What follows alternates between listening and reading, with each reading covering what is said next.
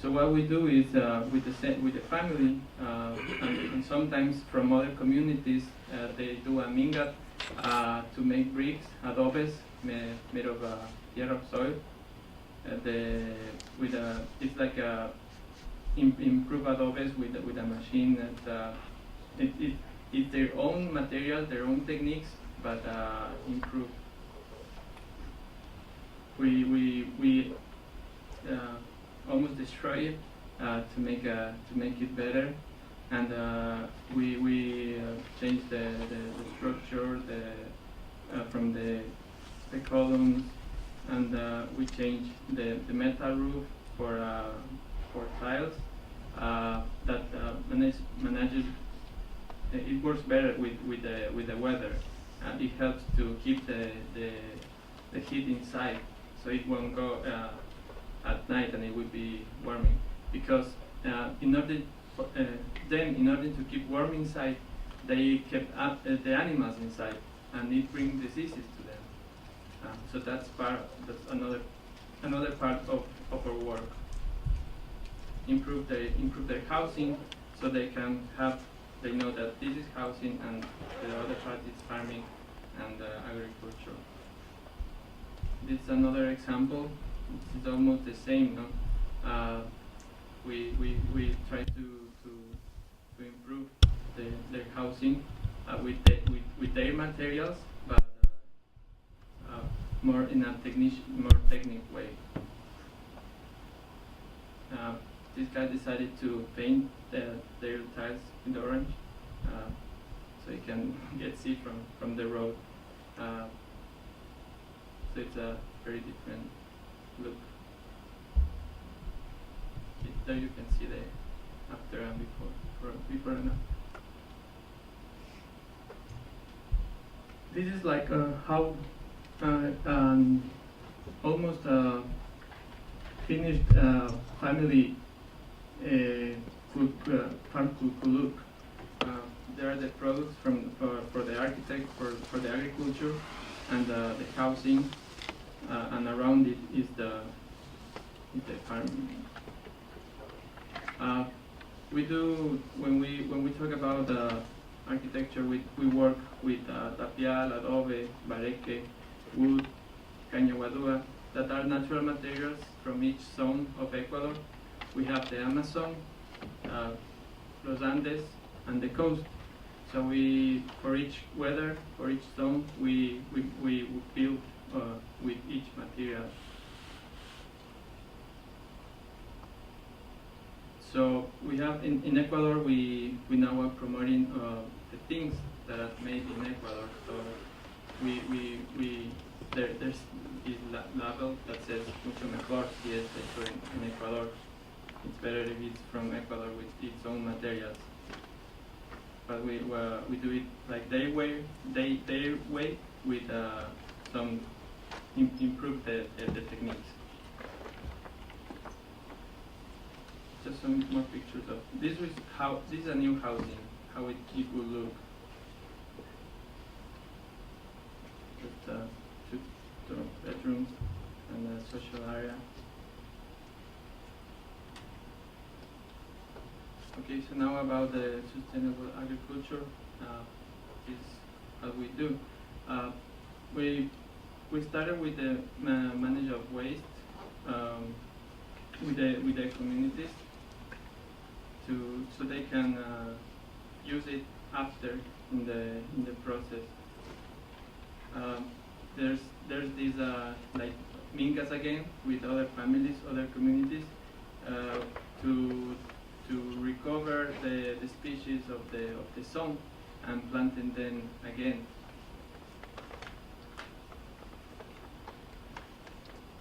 There you see a lady podando the bush. So they make their own organic pesticides. We had there was like a big issue, a problem with them because they were at some point they got used to the chemicals, and they didn't believe or didn't thought that the organic pesticides would work. So sometimes it's hard to change their money.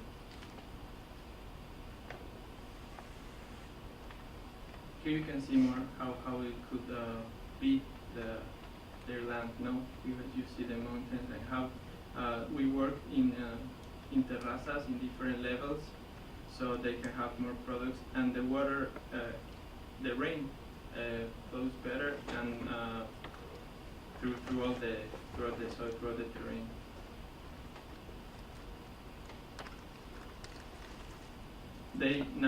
That they have more products, more variety of products, they can have their own seeds. Before they had to buy it from the city or from the nearest town, but now they have their own. They can produce their own and sell it to other families or exchange also. And finally go to the products and marketing, do some sweets and mermelada,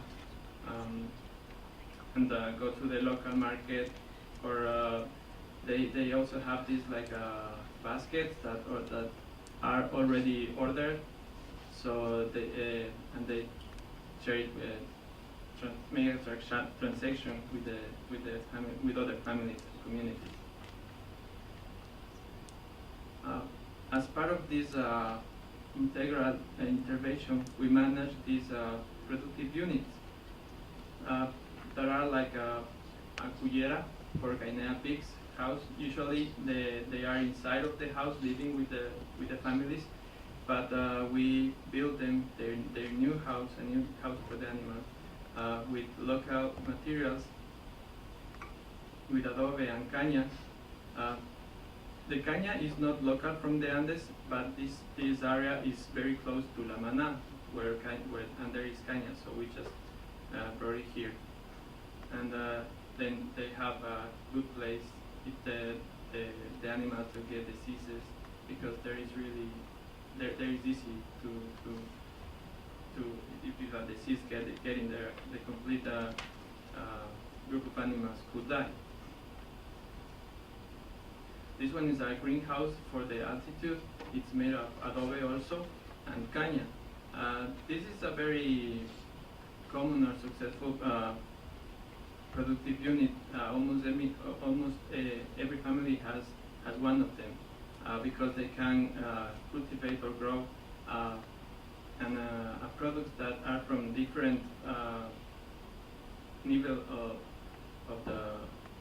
from a different area, like tomatoes or strawberries. It won't grow outside of the greenhouse.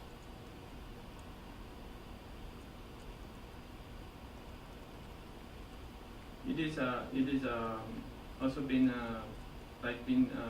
shared from with other communities. They get a lot of visits from that we have some that are really working really good. So the other families from other communities come here and ask to come here to learn how to manage it well. Sewage treatment plant for irrigation. This implementation, this unit is we've been doing it from 2 years ago. It's also, again, they didn't believe it could work, but now they're asking it for it. Because we used to do a lot of dry toilets, but it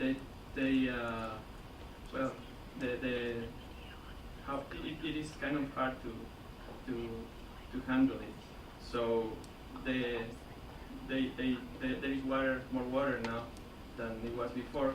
So they use traditional toilets, and now we can treat the water of the sewage.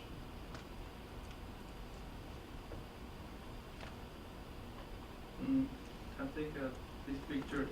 You see there's a orange in this picture, and there's a lot of people going there to Funabit or to the communities to volunteer, to work with them, collaborate.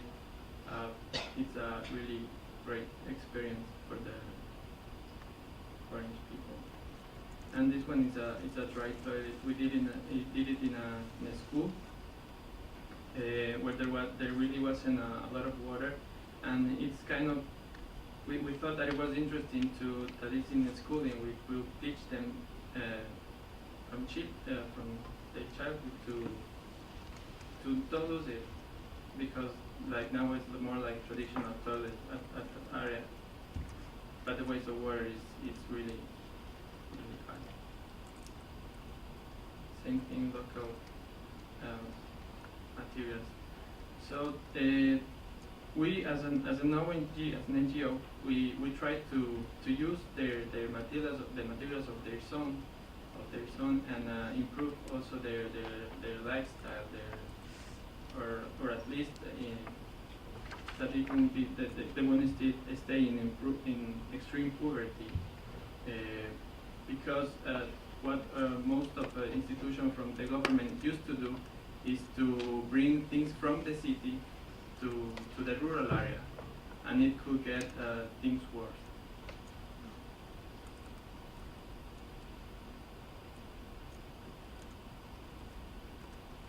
So yeah, we work in not just the housing, the agriculture, but also create and improve, integrate the whole area of their live, where they live. Well, I hope you enjoyed and come and visit Ecuador.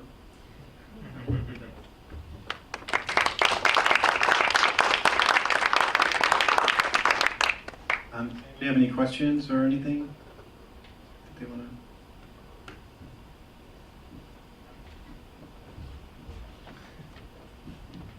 Can you explain organic pesticides, how it's made and how it differs from traditional pesticides?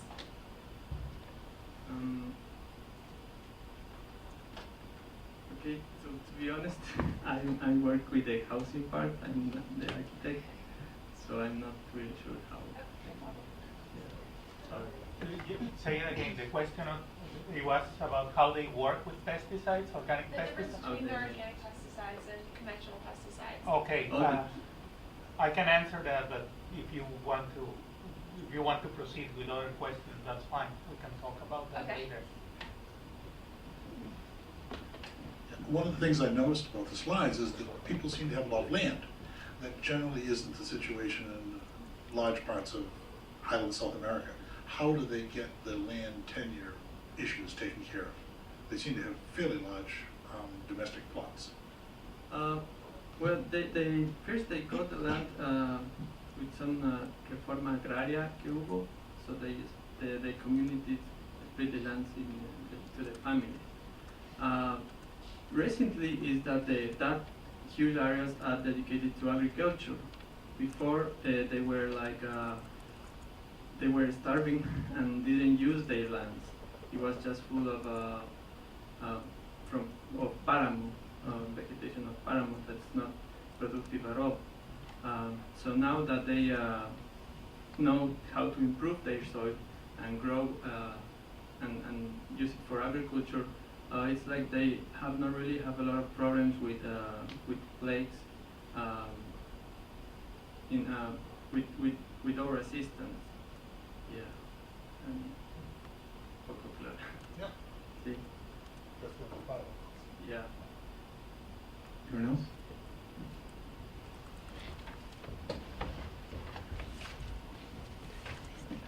Thank you.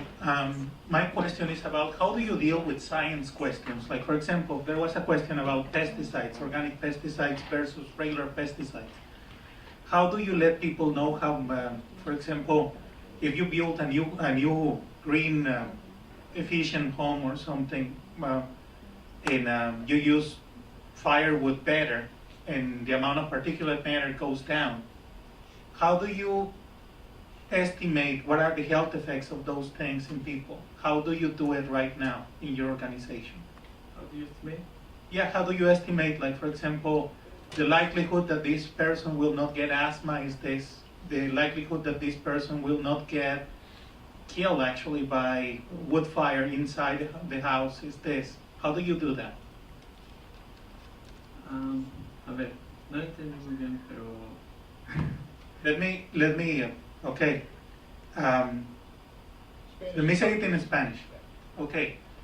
For people viewing this, well, it will be translated later. So, ¿cómo le haces para estimar, por ejemplo, si pones un sistema para mejorar las estufas de leña y ya no tienes tanto material particulado, tanto humo dentro de la casa? ¿Cómo le haces para estimar cuáles son los beneficios para la gente? O sea, ¿cómo le haces para saber que va a reducirse la incidencia de muerte, la incidencia cardiovascular, la incidencia de asma? ¿Cómo le haces? ¿Cómo lo estiman ahorita ustedes? Well, we don't have those problems there actually. I mean, the diseases of the community, of the families there are more like of nutrition. And that's because of how bad or how good they eat, they get sick. But almost there's no allergies, no asthma, with these people. So if we change their cooking, now they don't use it. La leña, the wood, it will really affect in their health, but yes, in their how they eat, in their nutrition, it will improve. See? Anyone else?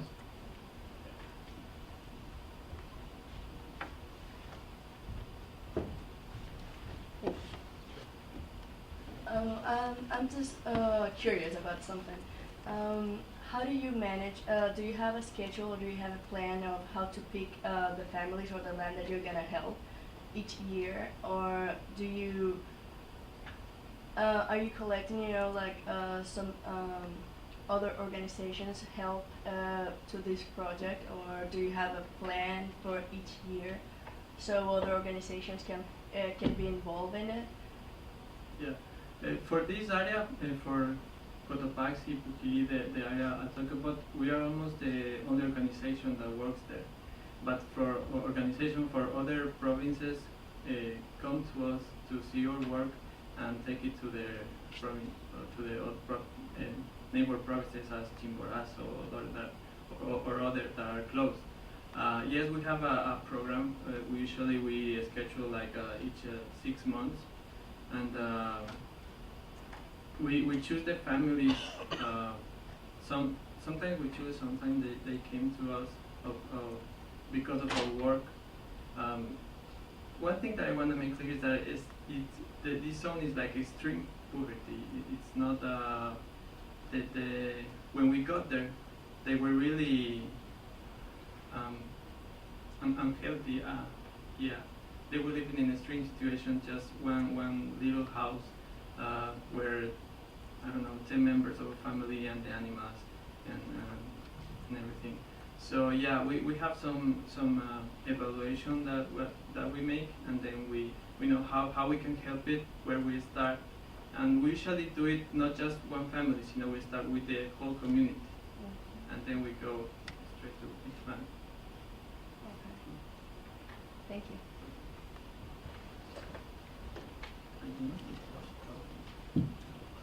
Ask another one. It's related to your question. You don't have public health data that you can work on, but you did mention that it took you longer to convince people to use organic pesticides than non-organic pesticides. Yeah. I assume that part of the reason is that non-organic pesticides work overnight. You put it on the plant, it kills everything. It's poison. Organic pesticides tend to work more holistically. How do you convince someone who is very, very poor that it's a good idea to wait a little bit longer to get rid of the insects that are affecting their plants? How did you convince them that organic pesticides, a little slower, work better? Well, it took some time. We've been working there like for 10 years now. But principally it was cheaper, and we had time. We were patient with them so they can see the results. Some of them just didn't want it, but once they saw that it were good, they were good. They used it. It was like just something to wait. Be patient.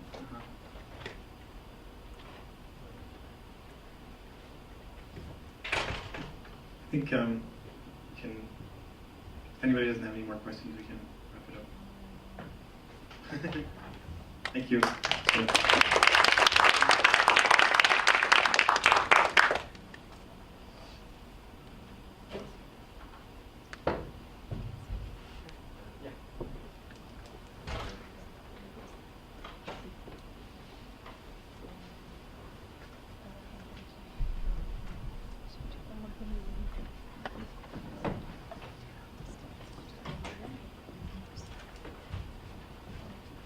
So we have some lunch that we brought in, so if we can actually take a break right now and go out and eat over outside just here in the hallway.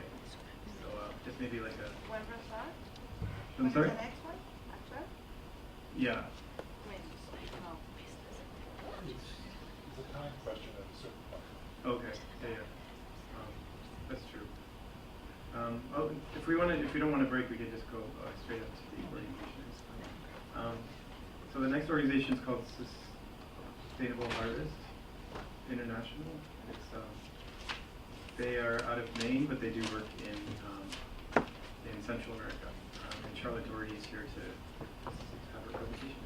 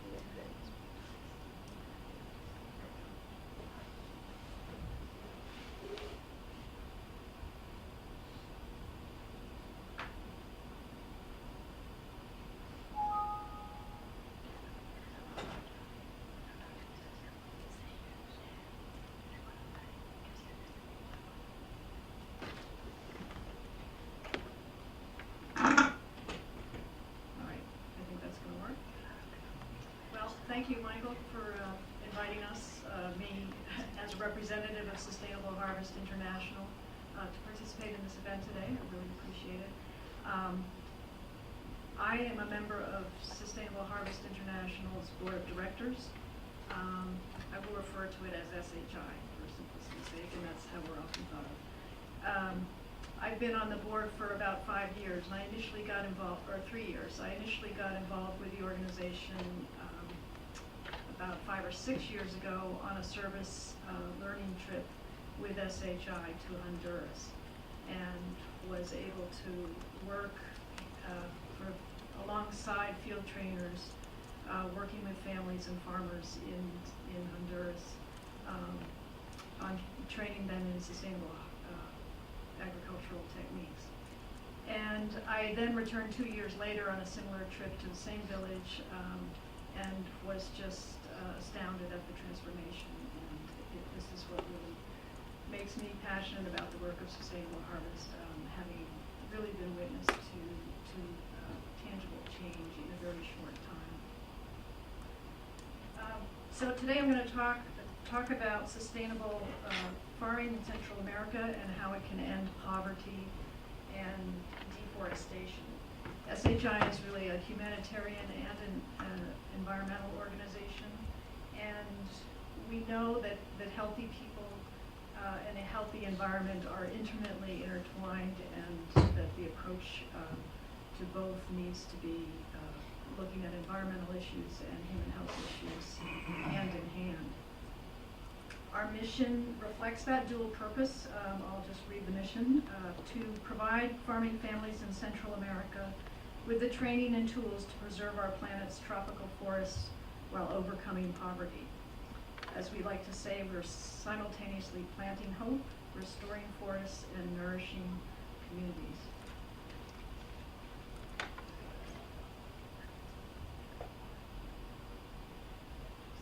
SHI works in 4 Central American countries, as Michael mentioned before: Belize, Honduras, Nicaragua, and Panama. And just to set the context for the need for this work, 1 billion people in the world do not have enough to eat.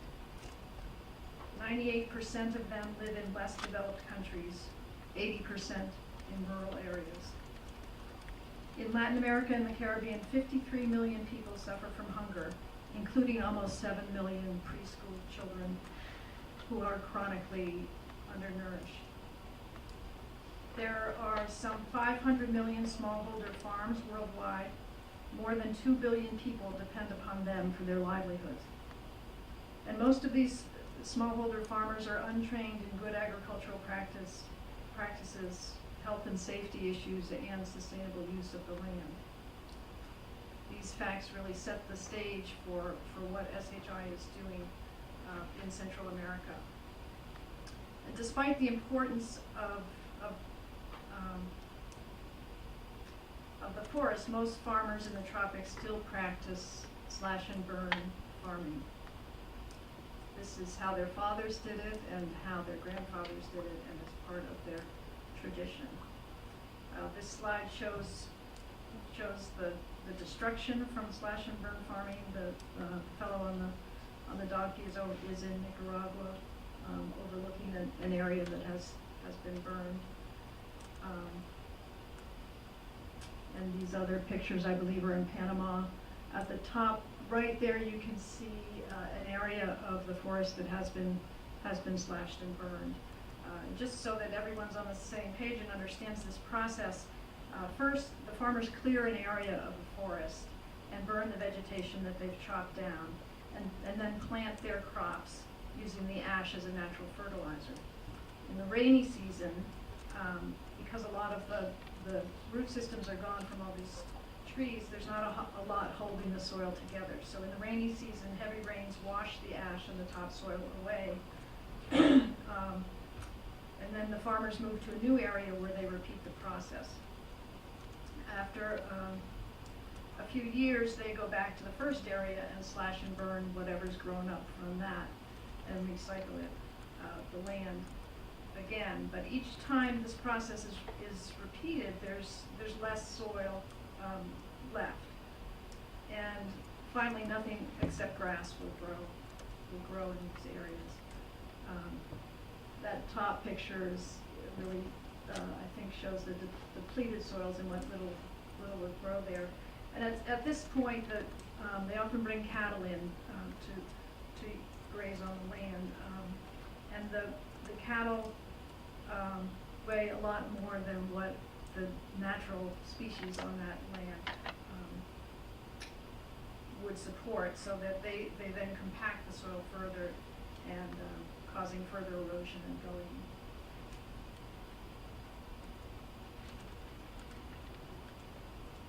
Most farmers, when we start working with them, also use chemical pesticides and fertilizers. As Jose mentioned, in Ecuador, they have the same problem. And farmers are generally not aware of the health effects of these chemical pesticide use and do not have the equipment or the training to use them safely. And this is explaining to them health effects that you see here: neurological damage to children, birth defects, and skin problems.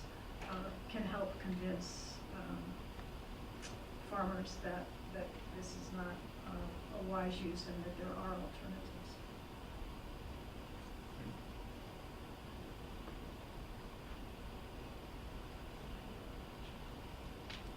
So in contrast,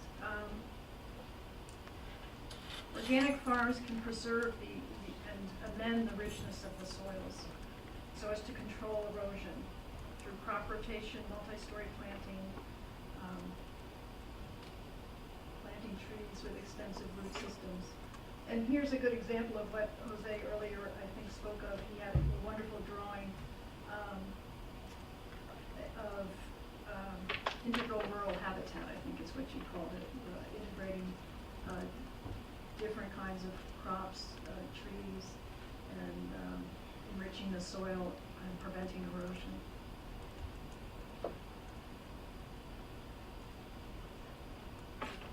Here's another example of that. SHI also works with farmers to build fish ponds for growing tilapia, adding a protein source to their diets. And this is an example of a fish pond on a farm, I believe, in Panama. This is Vertos Mendoza's farm in Panama. One of SHI's farmers. So the key to SHI's success in working in Central America is hiring local field trainers who work, they're from the areas, they have expertise and knowledge, and know the agricultural traditions of the farmers in those areas. And they work with individual families on their farms, helping them learn new techniques, kind of in small groups and one-on-one. In this picture, Daysbeth is a SHI field trainer in the blue shirt at the top. In Panama, she's working with a farmer on his family garden. And this is another SHI field trainer working with a small group. So it's this direct, hands-on and ongoing commitment that makes SHI unique in agricultural training. SHI provides rural families with alternatives to slash and burn and alternatives to dangerous pesticide use. And as I said, the local field trainers work with the same families on a regular basis for 3 to 5 years. We have a 5-phase approach. The first phase is family selecting communities, and within those communities selecting families to work with, orienting them, and planning for the upcoming involvement. And this is an example of a SHI staff person collecting information from family members for selection and planning.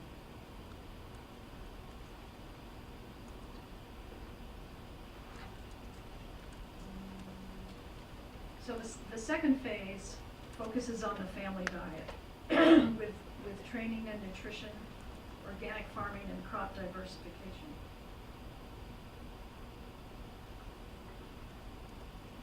Field trainers teach the participants simple techniques for growing on one piece of land year after year and not having to clear more forest. So this phase 2 is where the work really begins, and the farmers really get engaged in making change to their nutrition, organic farming, and their crop diversification. These are some of the techniques taught by SHI: integrated pest management, composting, crop rotation, cover crops, mulching. We also train in making organic pesticides, and bokashi, which is a fermented organic fertilizer.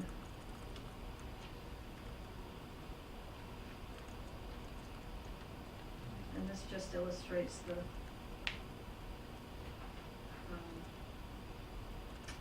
how I'm amending the soils, doing warm composting and other composting to improve the yields of the family gardens. And most of the farmers we work with are just not aware of these techniques at all, and have never been shown how to compost. And we work with them to collect local waste to make the compost. So family gardens are really the heart of the work of SHI's work to end poverty. The organic gardens very quickly produce nutritious vegetables to improve the family's diets, and the results are very satisfying for the families and motivating to them, because they can really fairly quickly see life-changing impacts. As I said, my first exposure to SHI was in Honduras, and I went back 2 years later. And the family garden was basically feeding this family that had been starving.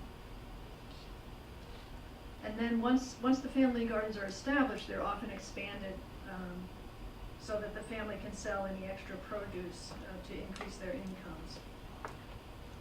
This little boy with a carrot, Wilson, is kind of our poster child. You'll see him on our brochure too. But his family, their annual income was around $600 from coffee bean sales, and when the coffee prices dropped, so did their income quite precipitously.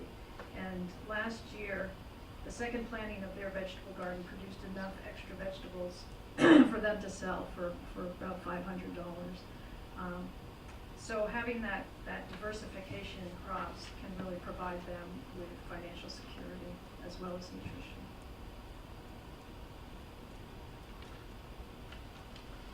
This is just illustrating how we change diets of people. These are corn tortillas being made in, I think this is Honduras, a staple of the diet, but not particularly nutritious. And here's a spread of produce from a family garden that includes carrots and eggplants and plantains and beans and beets, all kinds of healthy foods. In phase 3, SHI encourages all participants to diversify their crops and to plant as many trees as possible. And the SHI works with the farmers on land use plans to try and incorporate the trees into their planting. Planting trees is very important environmentally for carbon sequestration, wildlife habitat, biodiversity, shade, soil nutrition, and health. Nutritionally, it's important. It provides fruits for the families, citrus, mangoes, papayas, bananas, and economically too. Coffee is a big product in many of the areas where we work, so can provide income. There are valued hardwoods that grow in these areas, mahogany, teak, and these are very important for kind of the long term. I met a man who had planted mahogany trees, and he said it was a gift to his children and his grandchildren. When these trees would mature, it would be a real nest egg for them to have those trees. So it has that impact of having financial security for future generations. This Mayan family in Belize learned to grow their own seedlings for transplanting onto their farms, and they put them in these small plastic bags. This is, I believe, coffee growing here, and there's a diversity of tree seedlings in that other picture.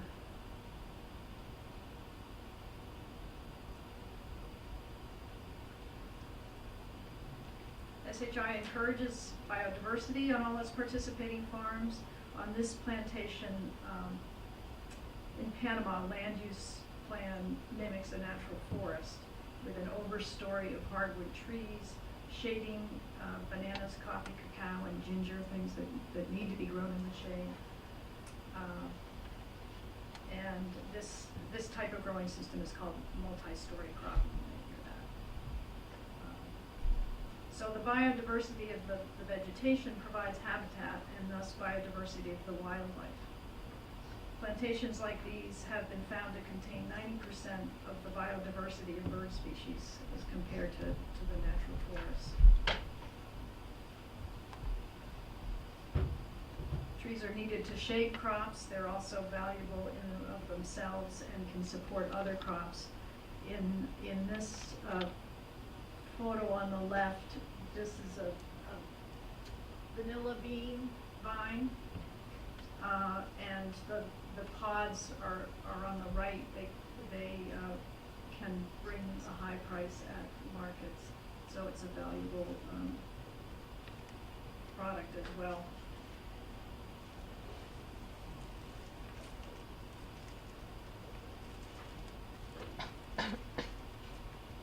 In phase 4, SHI works with with farmers to identify markets for their products and to strengthen their business and entrepreneurial skills along with that. Many of them have never sold their products and don't really have a clear understanding of how to go about doing it. So we work with them on that. This farmer is growing cilantro for commercial purposes.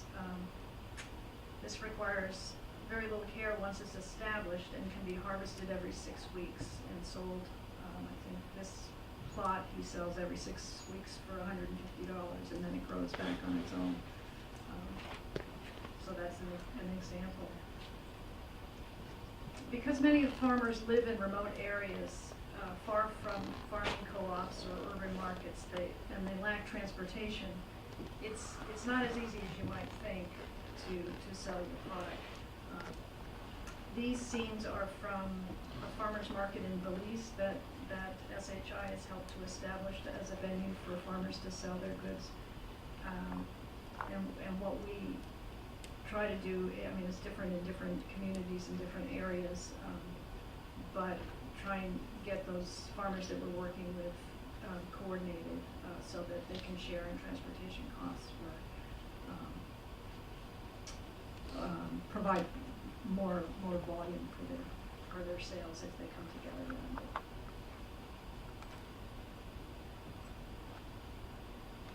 So part of this final phase 2 is working with farmers to develop rural banks. As they begin to produce more products to sell, they have a need for banking services. And SHI has helped farmers with training on how to set up and manage rural banks to fill this need. Pictured here are members of a microfinance project in El Rosario, Honduras.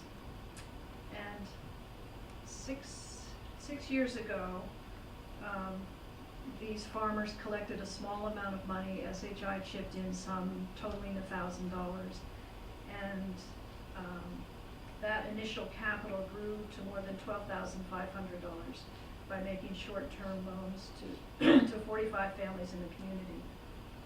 These loans have allowed them to expand or improve their farms and or set up small businesses. So, and due to this success, there are ripple effects. They have been from their fund, they have donated to a new high school, or the first ever high school to be built in this community. So they're putting their success back into the community. And this young fellow in the plaid shorts, the group is actually funding him to go to university to learn business, to be trained in business skills, and he will come back and then guide and manage the loan fund. In other ways, we work with people that are on their small business, these women making pastry for small business based on materials grown on their farms. And we also help participants in adding value to their crops. The woman on the left is the head of a women's group that is, they grow medicinal herbs, and we have worked with them to process those herbs in a way that can be sold as medicines. And other people are making pastries, again, for sale. And the final phase is family graduation. A fundamental premise of our approach is that it's sustainable in the long term. After 5 years in a community, we're able to graduate families. And at that point in time, they have established successful family gardens addressing their family's nutritional issues. They've adopted sustainable agricultural practices that protect the environment. They've adopted other resource conservation practices that I haven't mentioned much, but we work with them on wood conserving stoves, chicken coops, fish ponds. And they've developed entrepreneurial skills and engaged in commercial ventures. So after 5 years, we generally can move on to a new community and start the process again. So Again, I actually attended this graduation ceremony at Demetrio Martinez's farm in Panama. It was a lovely, lush farm. He had a fish pond. This is, the woman in the hat is Florence Reed. She is the founder of Sustainable Harvest, and that's her with one of the field trainers in Panama.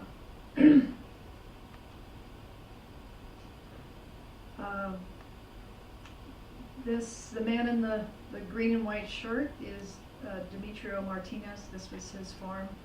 He's 40 years old, and many of his family members live in the area, and they support each other. That is Martha Capricorn, who's another board member, presenting him with a certificate of graduation.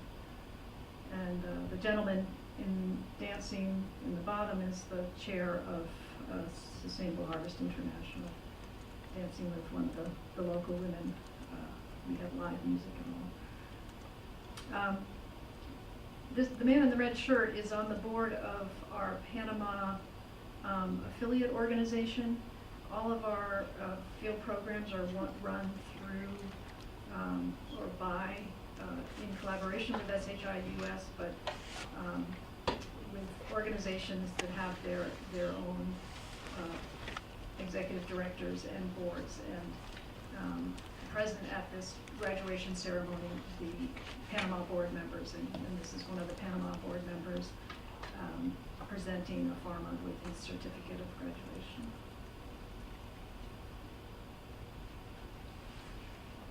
So just to kind of step back, since 1987, SHI has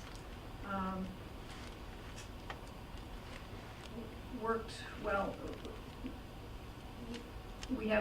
Currently we have 656 active families in over 100 communities in 4 countries. And that is in addition to 1,065 graduates of these programs.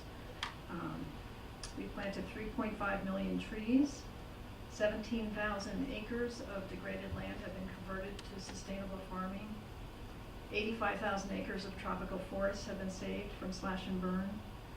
And 1,500 wood conserving stoves have been built, saving 15,000 trees per year. This is a picture of one of those wood conserving stoves. And this, I won't go through all of these, but they kind of tell you how much supports what. The materials for that stove, for example, cost about $60. So I just want to, before I say thank you, I would like to, these children remind me of the children that were in the home where I stayed when I went to Honduras on my first trip about 6 years ago. And the first year I was there, the children were obviously malnourished. There was an infant who was breastfeeding, and we were told that she's really the only child that they're able to feed. The others, the school-age children, got food at school once a day.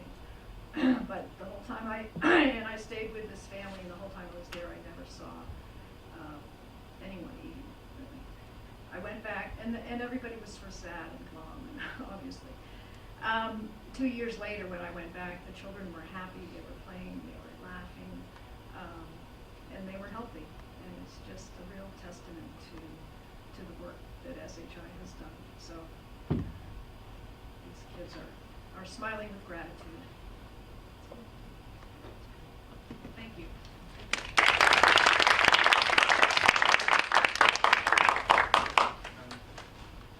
We have time for just a couple questions if anybody has any questions. Where do you sell, internationally or nationally? The surplus goods that they don't use? Not internationally, pretty much locally. I think some of the value-added goods are sold far from the villages, but I think for the most part they're very local. Not in the actual village in the community, but you know, the nearer big city. Not to Or be small city. Yeah, but we haven't done anything international, and I'm sorry that Lee Capital wasn't here today. I work at Capital. Oh, you do? I do, so. Good.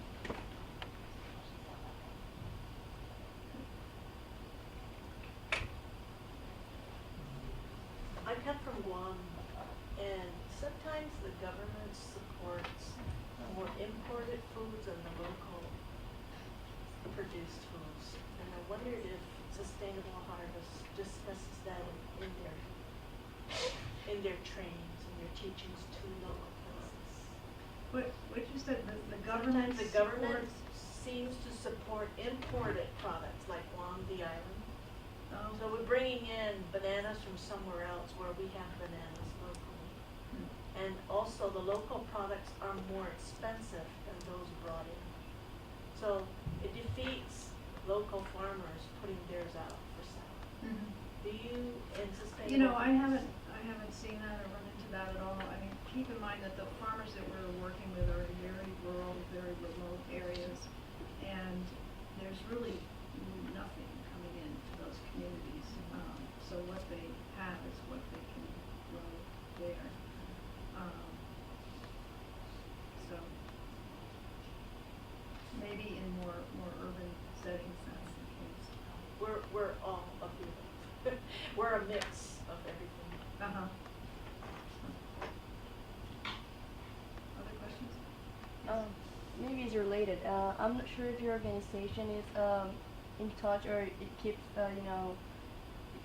communications with the government. Does the government present any type or any sort of help to this? Because after you've done all this work, probably if they have a well education, they might continue with the same kind of work, but if it just stops, people tend to go back to their old habits and go back to the same thing that they are used to do, because for their own good or for better or worse, that's the only thing they know how to do it well. And so does the government present any sort of help to these projects? I mean, does the organization present their projects first to the government and explain how it's going to work, and is the government interested of helping these rural areas to continue your work? I think the one area where we have some connection is that in some countries we try and reach out to government extension workers, agricultural extension workers, and try and collaborate a bit with them on training, because our approach is so sort of community-based and family-based. There's not a lot of interest in that. However, in Nicaragua, we've done more group training as opposed to on the farm kind of training. We have developed some training programs that people that are not participants in SHI's programs can come and attend. And on those, we try and collaborate with the government extension workers. We don't, at a higher level in the government, I don't think, as far as I know anyway, there's not a lot of communication connection that's being made there in terms of funding these kinds of programs through the government. That's it.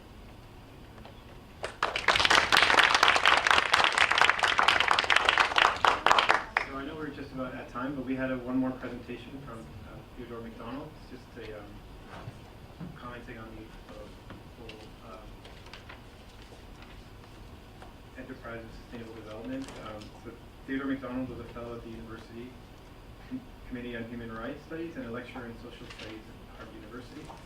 From 1979 to 1994, he was project director for the human rights NGO Cultural Survival, and then associate director of the program on nonviolent sanctions and cultural survival at Harvard's Weatherhead Center for International Affairs. So without further ado,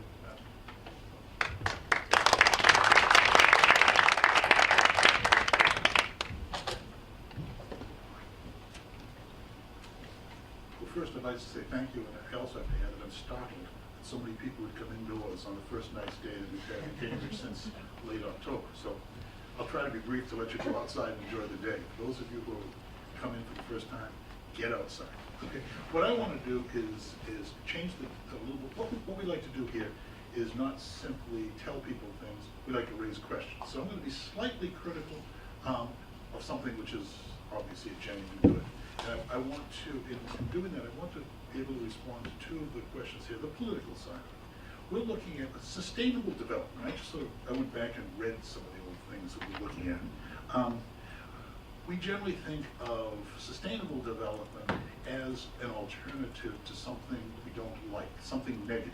And when the real negatives were shown here, we have we can get into slash and burn agriculture, but it's really this extensive clean clearing for pastures where you move in animals, and it becomes total elimination of the forest. We know that's a negative impact. Then at the other extreme, we tend to look at the production of automobiles, however small they may be, so that every single person in the world can have their automobile and drive around. And when that situation hits China and India, it is unsustainable. So we tend to think of sustainable development as an alternative to something. And the alternative is the negative side. We tend to look at the positive side. And what we see here are some very good examples of it, and they abound throughout the world. There are a number of really good cases of sustainable management. So they were looking at something positive. Positive in a number of ways, and this is what I want to mention briefly.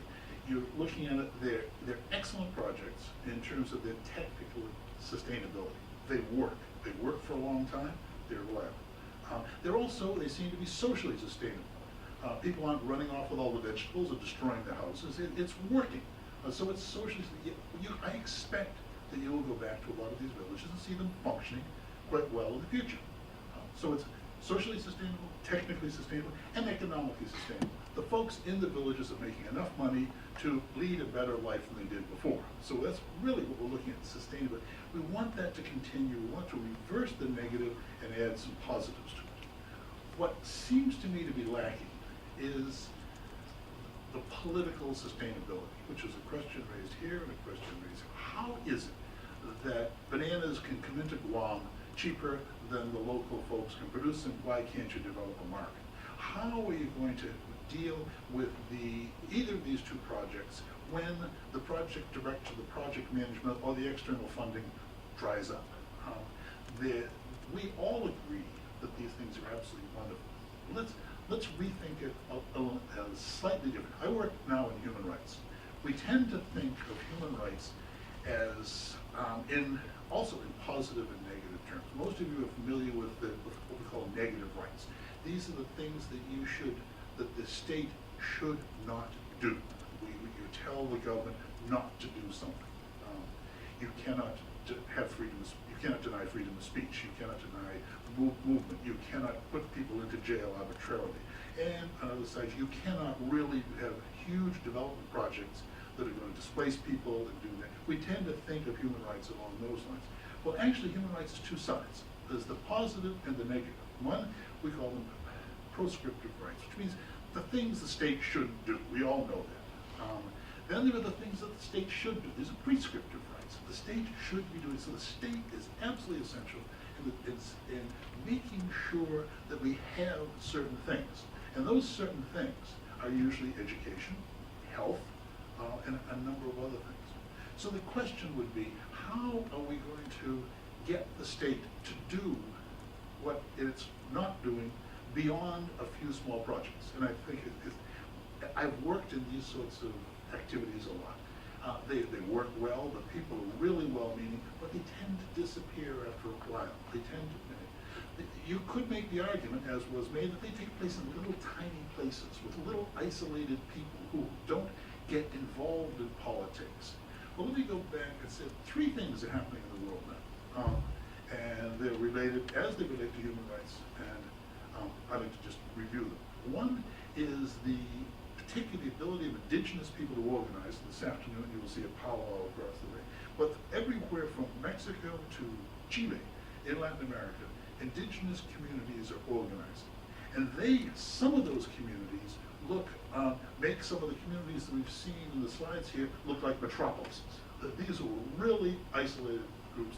They were separate from one another. Some of the groups that I've worked with in Ecuador, they were literally chopping off the heads of their neighbors 35 years ago in battle. They don't do that anymore. What you've seen is an incredible growth in organizations. People with a series of complaints, a series of concerns, things that they don't like happening to them and things that they want to happen to them.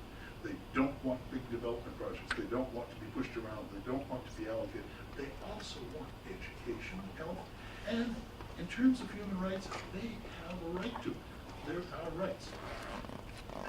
It's all well and good to say that, but, and again, speaking in the indigenous concept, which I work in now, the groups that have organized have now been substantially affected, positively affected, by international legislation.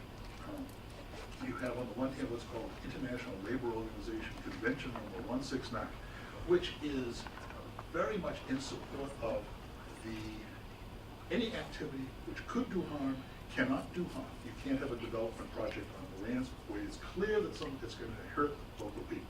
You also have to demonstrate that the development work is going to provide some gain for the people. If you have an oil project on your land, you have to demonstrate that part of the profits are coming back in. But there are ways to handle that. It doesn't always happen. This is what's happening in a legal sense. You now have an international convention on the rights of indigenous people. These are, if you look at them, you say these are the things that everybody should have, guaranteeing education, guaranteeing that something is negative is not going to happen, and that something positive is going to happen. Most of the attention has focused on the negative rights. Make sure the government doesn't deny this, make sure the government doesn't permit this, make sure this doesn't happen. And this has recently been supported from another level of international law, which many of us thought was an absolute waste of time, because I used to work a lot in the same kinds of communities that all of you working in. You say, what does international law, what does the United Nations have to do with any of this? Well, lo and behold, it does. In addition to assisting the sort of local organization that's been going on for about the last 25 years, there's now a move within what was called business and human rights. Business and human rights used to be a big question. The people who did business and the people who did human rights were worlds apart. They usually yelled it back and forth at each other. Now they've decided that since business is so big and since business is having such an impact, we've got to do something about it. Okay? And what are you going to do about it? The first thing that they thought that they would do is set up a whole new series of rules for how you control business and how you throttle business and how you make sure that business is going to be controlled by human rights work. Well, it turns out that no country within the United Nations system is going to buy into something like that, because it's going to affect the businesses of that particular country negatively. So the idea of developing a whole set of standards that you can control negative activities isn't going to work. It's never going to get bigger. So then the businesses get together and they say, well, we really want to do a good job. So we want to. So we will form independent bodies. And they get together, we're going to set codes of conduct, standards, guiding principles, all kinds of nice sounding terms. And they worked on these principles together. Well, nobody paid any attention to them, because this is the company, the old thing. It's just like asking the fox to take care of the chicken coop. We don't believe that that's going to happen. So no matter how well-meaning these companies were, nobody believed that they would ever do anything. So someone recently, working as special assistant to Kofi Annan in the United Nations, and also happened to be a professor here at the government department, Kennedy School of Government rather, came up with a set of principles. And he said, look, pretty much what I said, we're not going to have a whole bunch of new standards. That's not going to happen. Practically, it's not going to happen. And nobody really is going to believe it if industry says we're going to get our act together and do all these things. He said, why don't we work with existing documents and set up a different set of way of looking at things? So the existing set of documents are the standard human rights documents that all of us know. The Declaration of the Rights Declaration, 1948. You've got two 1996 conventions on economic, social, and cultural rights. You've got another on political and civil rights. Those are pretty much accepted. And when these things become accepted, they become what's known as customary law. In other words, even if you don't agree with it, you have to go along with it. and the world will be opposed to you. If you say that, well, I'm sorry, country X, Y, and Z is just not interested in human rights, the world can say, sorry, it's now customary law, you have to. Indigenous people have been benefiting from that recently, very, very recently, and also in terms of the enforceability. So what the Ruggie principles, that's what this business stuff is talking about, is that we want to make it clear. The responsible body is the state. The state is the agency that has to make sure that it has to respond to the kinds of questions that we heard here. How come bananas are coming in cheaper and we can't sell our bananas? That's the state's job to deal with those questions. The businesses have a responsibility, which we call soft law. It means you can't take them to court or other kinds. But they have a responsibility to make sure that everything that they do and everything that they deal with, contractors, governments, government agencies, are complying with basic human rights standards. These are already established. We know what they are. So you don't have to say, well, gee, what do they mean? It's your responsibility to know what they are because they're becoming universal standards. Most of these have been developed to deal with what we call the negative rights, okay? The large-scale development, the massacres, the transplanting. It has been primarily a means to stop bad things from happening to people.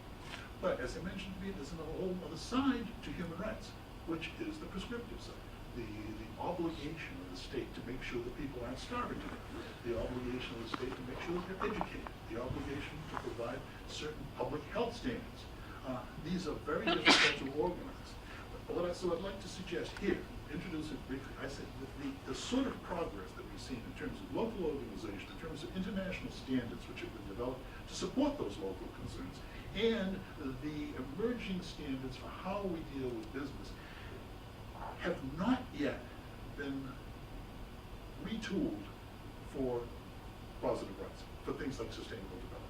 We have and I would argue that the problem with sustainable development is not the technology, is not the economy, it's the politics. And if the Millennium Goals have been established, we know what should be done, and it's political will. And so, and you may say, oh, and then people are going to be really negative. Well, what can you do? What can you do?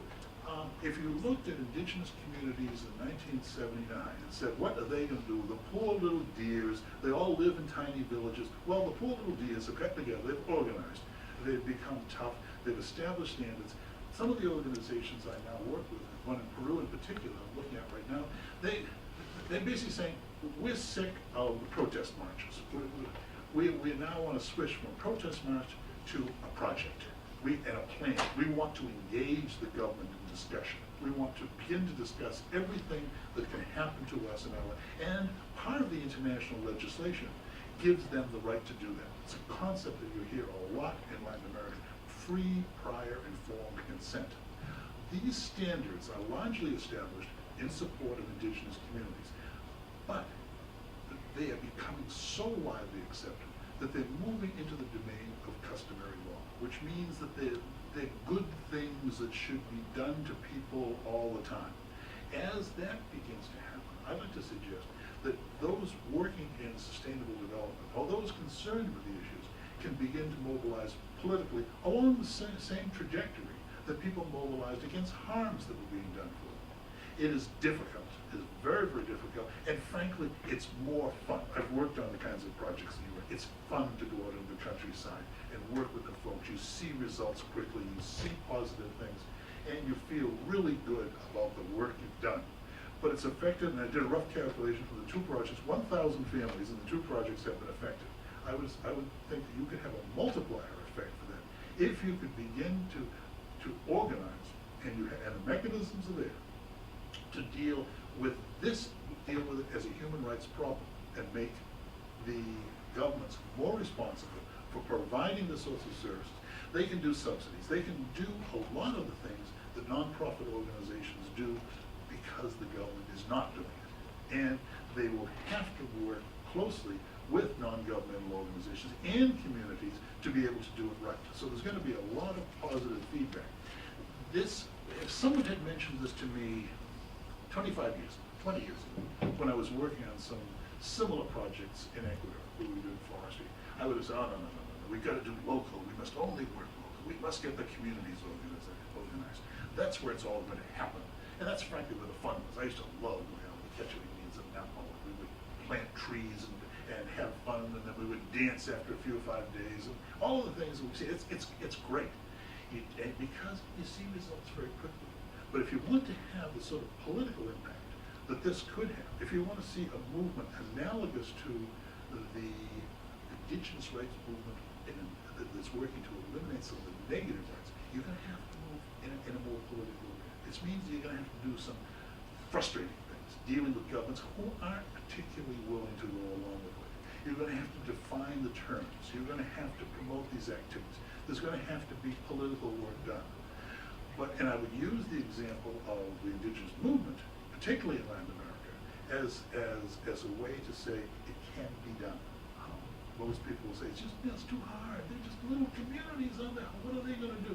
They can come together. They can do a whole series of things. They can make the world aware that there are emerging standards with regard to treatment of people, and there are laws on the books that say, government, you have to do certain things. You need to pressure them. The government has the duty, which is the opposite of the government has the duty to make sure the people in its rural areas are not stubborn. We think it's nice, of course we think it's nice. Wouldn't it be nice if we could save some village? But we need to say, why are they there in the first place? How is this allowed to happen? So there is a very clear need for the sorts of technological work that's being done. Communities need to learn it. But they also need to have a capacity to move beyond some really nice little small is beautiful activities. Now, if the sustainable development movement is going to get beyond the small is beautiful, they're going to have to work politically, and they're going to have to think politically. It's less fun, and it used to be dangerous. If you were working politically, you oftentimes had people who were harmed. Now there are enough people watching. The standards are being established that the capacity to make some progress really exists. I'll stop there. If you want further, I do this all the time.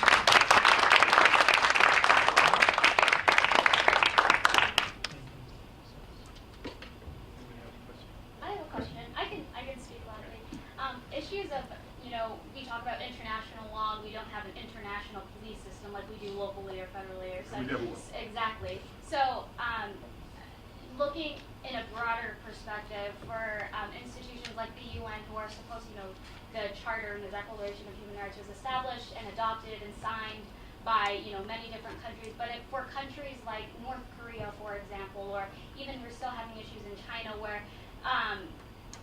these sanctions or these, customary law you were talking about, for some countries they just don't care, or, so where, and then issues of sovereignty. So how far do organizations like, nonprofit organizations go, or other NGOs go to push for this political progress and sustainable development in all aspects, but how far is far enough for the push, because like you said, the state is the primary, they're supposed to determine what's good and what's bad for their country. So no. There are now international standards which define the good and bad. So we're dealing with a cosmopolitan nature of norms.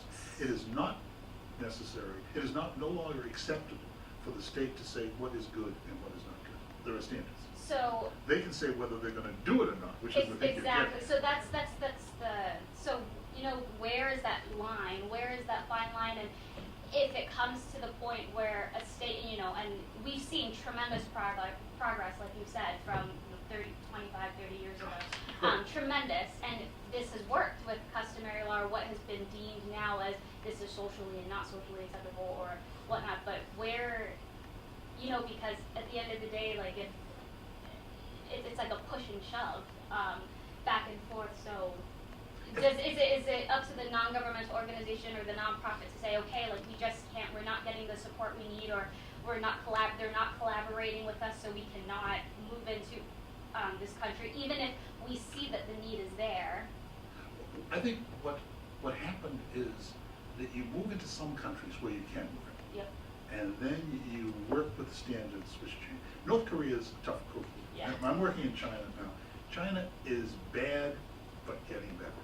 There is, I would even put North Korea. There is no country in the world today that says human rights is a bunch of nonsense. We don't pay any attention to them. They don't. There will be minor criticisms. There will be interpretations that differ. But nobody says the heck with human rights. It has become customary. Nobody is willingly going to say we don't give it to you. So then the question becomes, how do you move those who are going to do something in a positive direction? And I think if I were organizing the world strategy in a number, I would say you find a few countries where you're going to be able to do that. Use those as examples, and then use it as ways to embarrass, shame, cajole, move other countries forward. Frankly, and I've worked a lot with minority issues, and I've worked a lot with environmental issues, I am impressed with some of the planning that's going on in China. They're ahead of the United States and so forth. They are moving as quickly as they can to get rid of the damn smoke. Beijing and Shanghai, they make Los Angeles look like the high desert. But they are trying, and the government has decided they're going to clear. How quickly it happens and how much influence exists on the cold is a question of time. It's always going to. It's not going to change overnight. It is no longer the sort of Stalinist regime or Maoist regime which can change the system from day to night. They're going to have to do it in a progressive manner. But it's happening. Frankly, I find the United States to be the most disturbing. We don't give a hoot. They're not, or better said, there is a sufficient number of people in Congress who are not giving a hoot to slow it down. And so these terms like sustainable development, there's a bunch of communists out here. They're negative people. They're 20 years ago, they would have been atheists. People we shouldn't come close to because they don't think that they're, and worse, socialists. Oh my God. So you get those terms thrown around without any sense of what they mean, and everyone that's doing anything positive for the sake of a global community. As Rousseau and a number of other people say, we do have a social contract. We have an obligation to help other people. It's this country that's sort of saying, enough people are saying, we don't have any contract with anybody. We'll do it all on our own. If I want to push my cattle into government land, I don't even have to worry about the government land. If I want to mistreat women, that's the way we've always been doing it. Well, ladies and gentlemen, that's over. And we need to say that. And a number of third world countries have said, not that they won't go along with it. How are we going to go along? And that's where the negotiation comes. That's where you have to push. People will work slowly. As an example, I've worked in Ecuador, and there's a national park that is now hotly disputed. It was to be set up as a preserve for the environment if they could get a lot of international support for it. The international support did not come, and it is now being opened up for oil development. It's called Yasuni. You'll see it in the newspapers a lot. In early 1980s, I worked with a little community in that area, the Waorani community, to get their territory established as protected area. We thought that was a great game in 1982. Okay, since 1982, that big chunk of land has moved like a political football back and forth, and that's a result of political will. But now the ability to kick it around as easily as it was before doesn't exist. You have standards. You've got communities who are organized. You've got international law that you have to deal with. You're going to be dealing with corporate responsibilities. Unfortunately, those who want to drill for oil in this new area are Chinese, and they're not as involved in the emerging business and human rights standards, but they're going to have to be. They will be. I guess the basic recommendation would be political organization first, use of international standards to back up the work, and then begin to understand how these emerging standards of development, business, and state responsibilities can be applied to the positive rights that I'm talking about. And to shift it away from total focus on negative rights. And say, okay, how are we going to use all of this to make lives better? And the language is already there. If you go to the norms, the international, it's there. You can find it. You can say, the government must do this, the government must help us in this way. And it's doable. It would be Pollyanna to an extreme for me to say, and it's also easy, why haven't you done it? I'm looking at the project managers here. It takes a lot of work, and it's going to take a lot.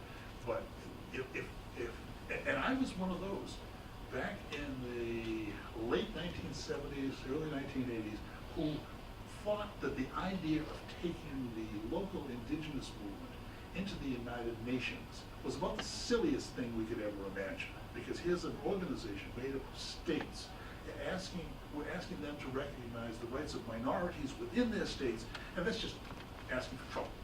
Well, we were wrong. I was dead wrong.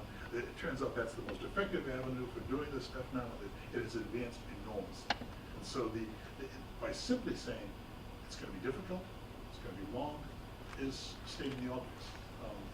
It's like saying if you get married, you're going to have a lot of trouble. You gotta get married, it's going to be worse. So you can obviously point out points. Let me just stop there. Any more questions? You're probably hungry right now. Yeah, we're a little over time now, but so we're gonna go inside and have some lunch. We have a lot of Latin American food that you can enjoy, and then after that, we're gonna go over to the Radcliffe if whoever wants to go for the powwow. So thank you very much for coming, and thank you. Thank you so much.